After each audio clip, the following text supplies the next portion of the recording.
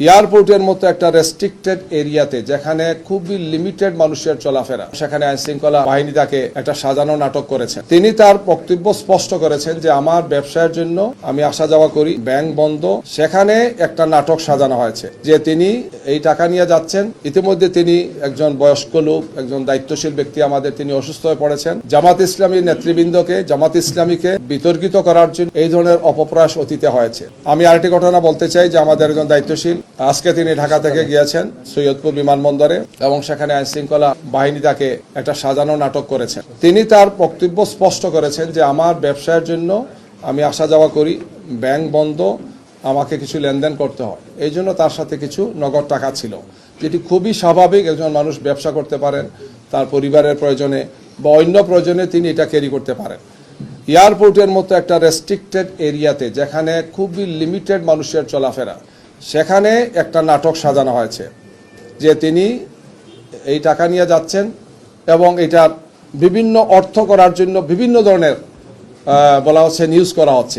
ইতিমধ্যে তিনি একজন বয়স্ক লোক, একজন দায়িত্বশীল ব্যক্তি, আমাদের তিনি অসুস্থ হয়ে পড়েছেন মেন্টালি এই টর্চারের কারণে। তিনি এই মুহূর্তে হাসপাতালে আছেন, রংপুর হাসপাতালে তাকে নেওয়া হচ্ছে। আমরা খুবই দৃঢ়তার সাথে বলতে চাই, বাংলাদেশ জামাত ইসলামী তার নীতি নির্ধারণ, তার কর্মপন্থা, তার কর্মসূচি এবং তার সাংগঠনিক কার্যক্রম পরিচালনা সবসময় স্বচ্ছতা এবং জবাবদিহিতার সাথে আমরা ভূমিকা পালন করে থাকি। জামাত ইসলামী নেতৃবৃন্দকে, জামাত ইসলামীকে বিতর্কিত করার জন্য এই ধরনের অপপ্রয়াস অতীতে হয়েছে। গত 28 তারিখ আমিরে জামাত যখন কুষ্টিয়া থেকে সফর আরম্ভ করেন, আপনারা খেয়াল করেছেন, তখন মেহেরপুর জেলা আমিরের গাড়িতে অস্ত্র পাওয়া গিয়েছে এই মর্মে একটা নিউজ দেওয়া হলো। সঠিক প্যাড আর সঠিক তথ্য দিয়ে কেশু সামলে নিব এক হয়ে। Monalisa sanitary napkin. পরে দেখা গেল 1 ঘন্টার মাথায় সেটা হচ্ছে বাঁশ ছিল, লাঠি ছিল অথবা এই ধরনের ছিল, যেগুলা কাজের জন্য নেওয়া হচ্ছে, অর্থাৎ সেখানে স্টেজের কাজের জন্য নেওয়া হচ্ছে, শাবল নেওয়া হচ্ছে, কুদাল নেওয়া হচ্ছে। 1 ঘন্টার মধ্যে পরবর্তীতে তার গাড়ি দেখা গেল তিনিও গাড়িতে নেই, তার নির্বাচনী কাজে ব্যবহৃত গাড়িতে এই জিনিসগুলো ছিল, কিন্তু বলা হলো যে অস্ত্র তিনি বহন করছেন। এই ধরনের উদ্দেশ্য প্রণোদিতভাবে কিছু নিউজ তৈরি করে কিছু লোক আইন শৃঙ্খলা বাহিনীর একটা অংশের যোগসাজশে আমাদের ভাবমর্যাদাকে নষ্ট করার জন্য চেষ্টা করা হচ্ছে। অথচ 1 ঘন্টার মধ্যে তাকে ছেড়ে দেওয়া হচ্ছে, তাকে বলতে তার গাড়িতে যারা ছিলেন এবং বলা হচ্ছে যেগুলো কিছুই ছিল না, এবং সেটাই আসলে বাস্তব ছিল।